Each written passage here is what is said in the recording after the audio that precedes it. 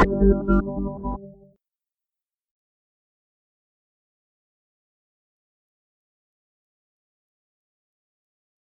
everyone. Another episode of Off Limits. Our guest this time is the very well-known advocate of the Supreme Court, Prashant Bhushan. You all know him.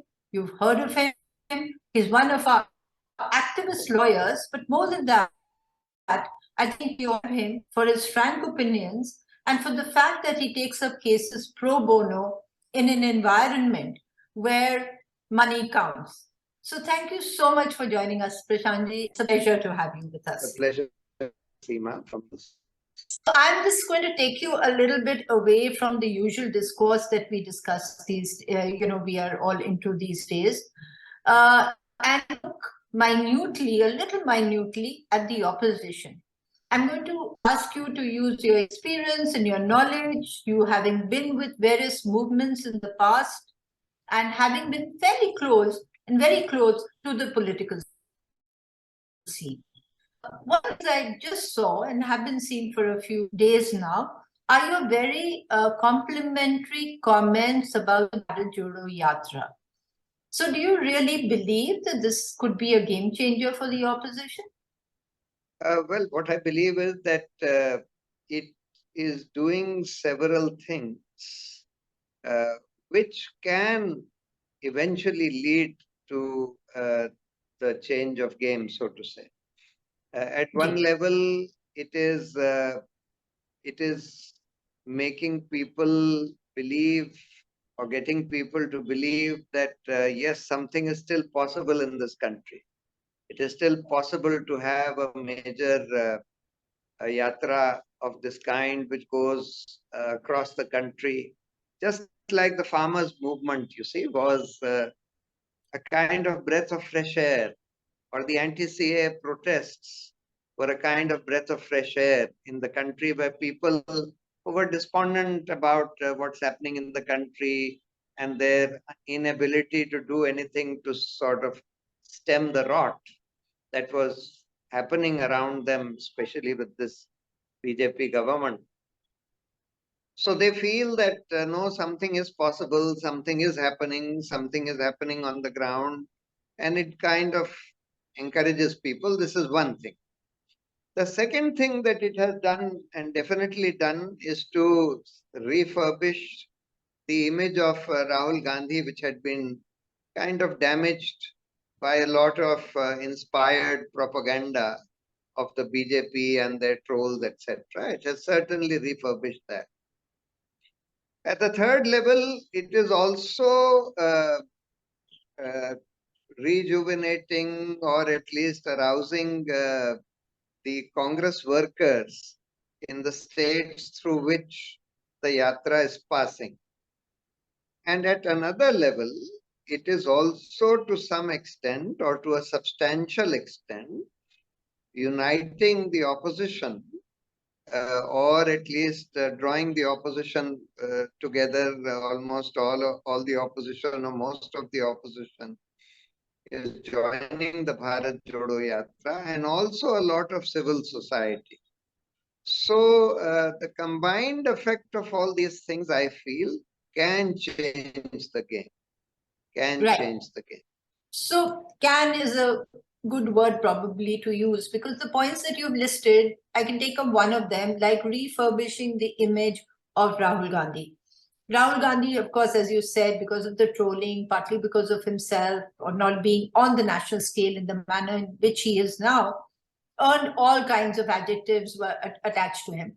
But what happens? I mean, this is hypothetical, but not that hypothetical, that after the yatra ends in Kashmir, he takes off and he goes off abroad for another few weeks, or he disappears from view, or he doesn't follow it up with immediate sustained action.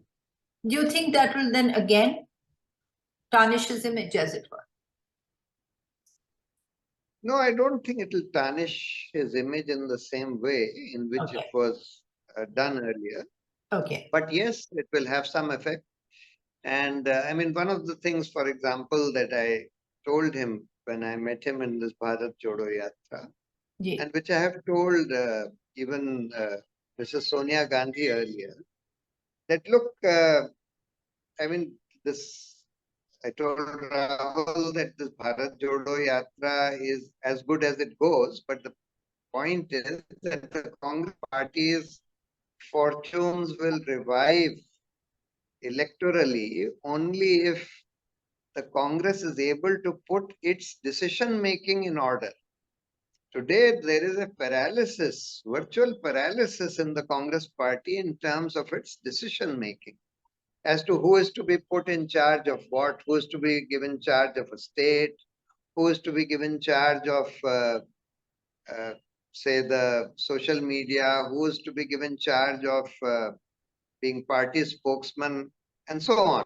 Yes. Now, these decisions are either not being taken or taken too late, or they are wrong decisions. Right. And the reason why this is happening is because the people, because either there is nobody in charge of these decisions, or the people who are taking the decisions are not qualified to take such decisions. So I said that, look, for taking party decisions, you need to have people who have at least three qualities. Yeah. One, they need to understand politics. Two, they need to understand the party and the people in the party. And three, they need to be available 24/7. So you should find 4, 5 people in the party who have these qualities and then trust them to take the decisions regarding the party. Because all of you people, the family is not really available 24/7. And some of them don't even understand politics that well, or mass politics that well. They are certainly fine, decent people. They understand policies. To some extent, Mrs. Sonia Gandhi, or to a substantial extent, she understands mass politics also. But she is not available 24/7. So therefore, you need to have those kind of people to be in charge of the party. So what was So the he said response? something, yes, he said something very interesting. Hmm. He said that the problem that we face also is that those who understand politics and those who are effective in politics are often not very ethical. And that's a problem that we are faced with. And that is a genuine problem. I understand what he's saying. But I said that, look, despite this, that's probably true. But despite this, you need to find a solution to this. Otherwise, electorally, the Congress will still not do so well. And this is a problem of politics in general today. Absolutely. Unfortunately, the nature of politics has become such. It has become so heavily dependent upon either money or just loud propaganda that people who are effective in gathering money or loud propaganda are not the people who are not the people who are very ethical. So this is a problem of politics in general today. General, yes. I mean, you've taken positions. You've been part of crusades against corruption, etc. Yeah. Before moving to the rest of the opposition, I'm interested in knowing from you. You were, as far as I remember, could be corrected. You correct me if I'm wrong. That you were never really enamored of the Congress. You never thought that the Congress is in a position to deliver. You felt that it had really brought in corruption into polity along with others. So, what makes you and people like you, and there are many, I mean, I won't say that, it's just confined to you, that you look at the Congress again and actually pin hopes on the Bharat Jodo Yatra, on Rahul Gandhi and Sonia Gandhi, and hope that they will be able to deliver? So, I mean, it's not as if I feel that the Congress has turned a completely new leaf. I don't believe that. And there was a lot of corruption in the Congress. There still is considerable corruption within the Congress. And that is why we are seeing that people within the Congress are being either lured with money or sort of frightened into going into the BJP by threats of ED and so on and so forth. And this is happening because people within the Congress, or a lot of people within the Congress, are not very clean. Or that Adani is able to get this port in Vizhinjam, which was originally agreement was with the Congress party. Thereafter, the CPM is also continuing that, even though it is destroying the coast and the fisher people there. Uh, and of course, the central government is fully supporting Adani. So there is considerable corruption even in the Congress today. But what I'm seeing is that at least in Rahul Gandhi, I see someone who is trying to be ethical in politics. Now, that may not mean that he is going to be very effective in politics, but he is at least someone who's trying to be ethical. And I certainly don't believe that he is a pappu or a fool, etc. I feel that he has a reasonable understanding of issues, etc. He may not be the most intelligent person or the brightest person in the country, etc., but he is certainly not a fool. And he has a reasonable understanding, a fair understanding of issues.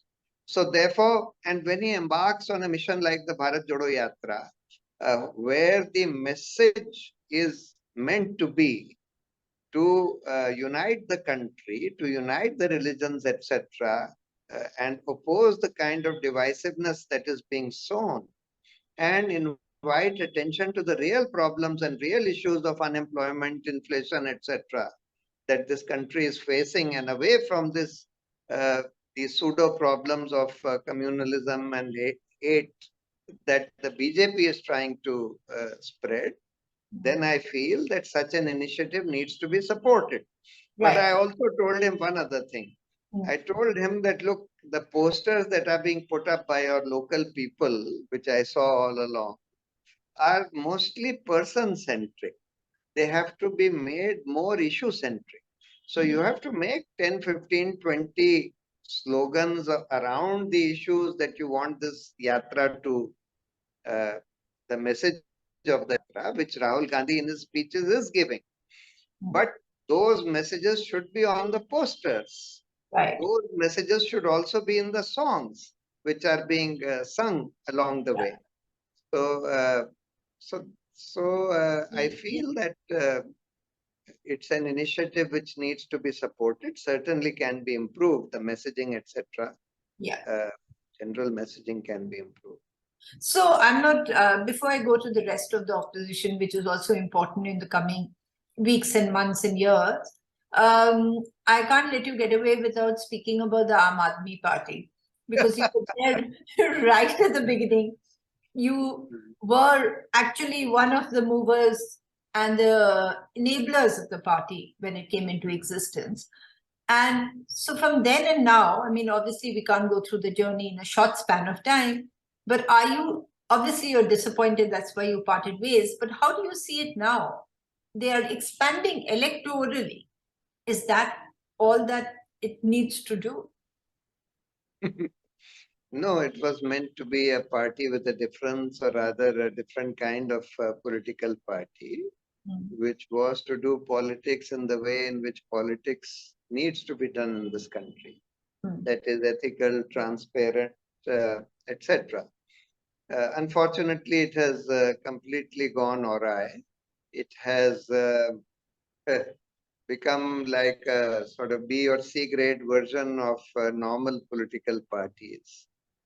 In the sense, they let go of Lokpal, the issue of corruption. They let go of all transparency. There's no transparency in the functioning of the party. There is considerable corruption in the running of the Delhi government, which I am aware of. There is no ideology or policy of the party. See, when we formed the party, we had formed 33 or 34 expert committees on 33, 34 major issues of the country. And those expert committees gave their reports, we collated them, and then they were to be put up before the working committee of the party to decide the policies of the party. But before that, Arvind said that, Arey, there is no need to do this. Why should we formulate any policies for the party? As and when any issue arises, we will think of a policy which suits us, etc. And unfortunately, this is what has been happening thereafter.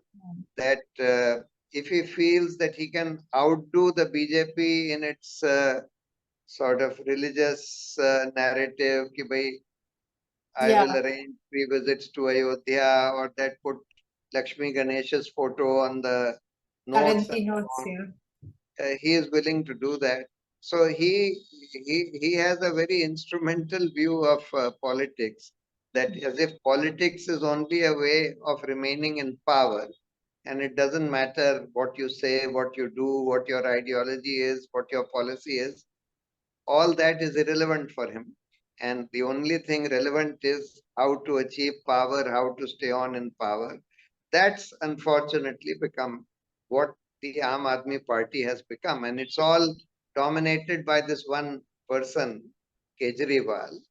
I mean, he has become the supremo. Our whole thing of not being personality centric, etc., has all been given a go by. Very disappointing, isn't it, for you? Yes, it is. Very, very disappointing.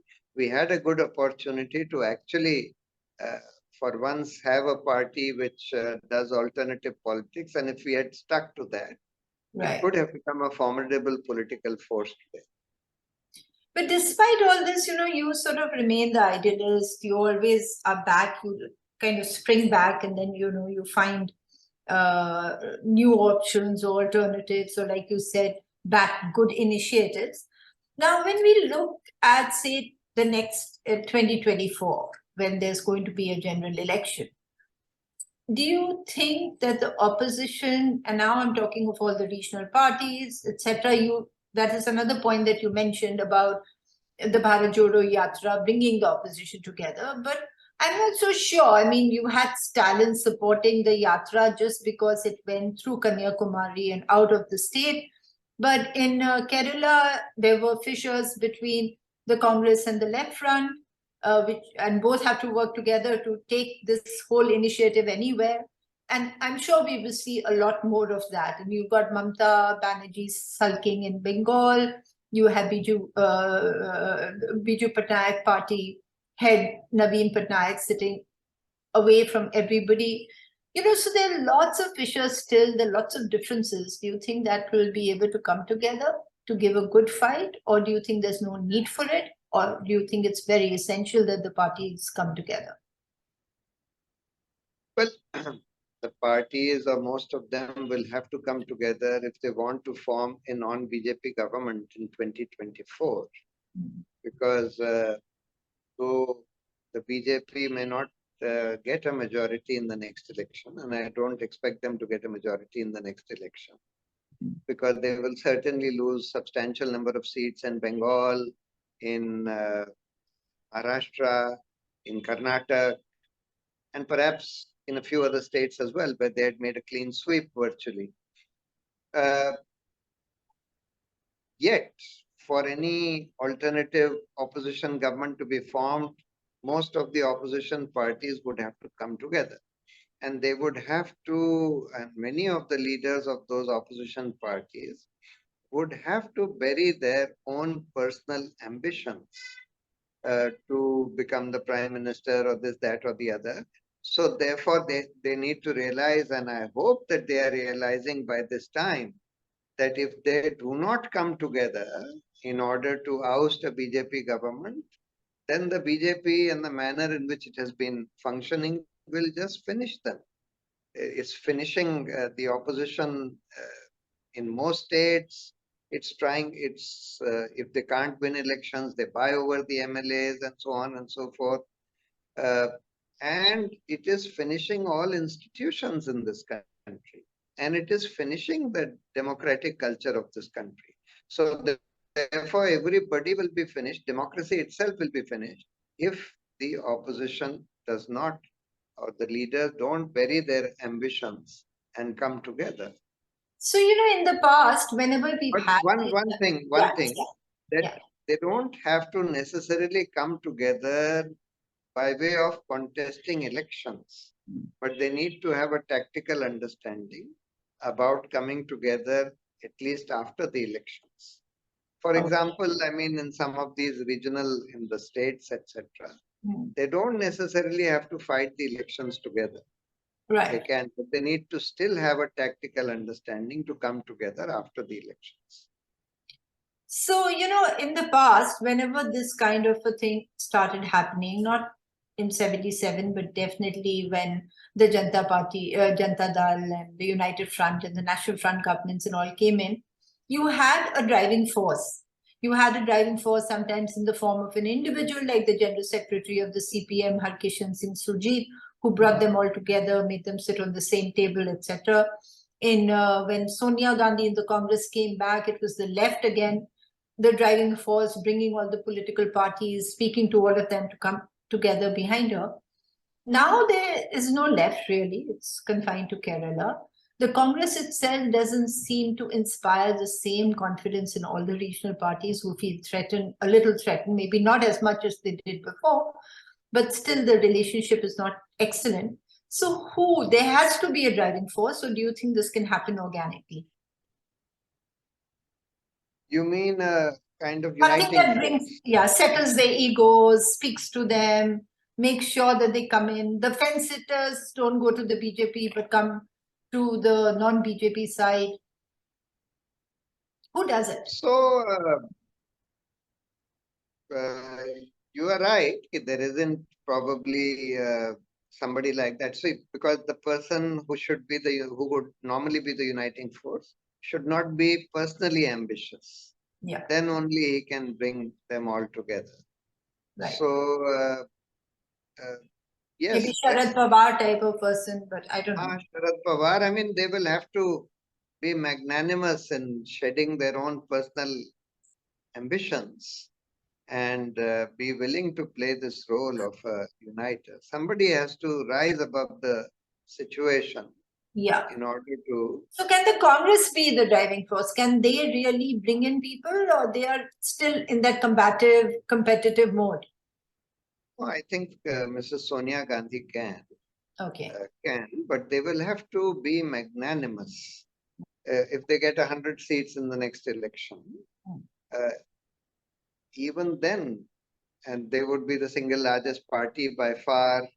Uh, Even then, they need to be magnanimous. They need not even necessarily insist that the prime minister should be from their party, etc.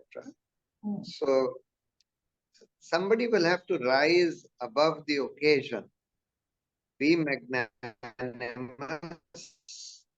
and thus play the role of sort of uniter of the opposition.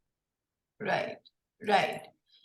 Well, it seems to be a tall order at the moment, so I don't know how this is going to come. And then to end with, I'll go to that last. You said that earlier that the BJP is not going to do so well, and if the opposition comes together, it has a good chance at forming the government.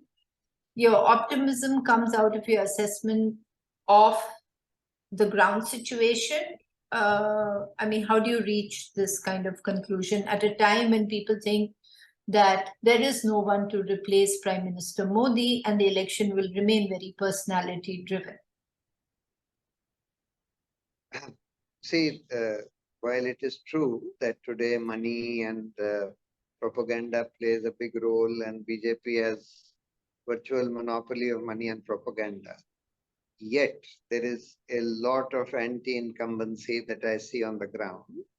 A lot of people are totally disillusioned and indeed disgusted with the functioning of this government. People within the BJP are disillusioned and disgusted uh, with this government, etc.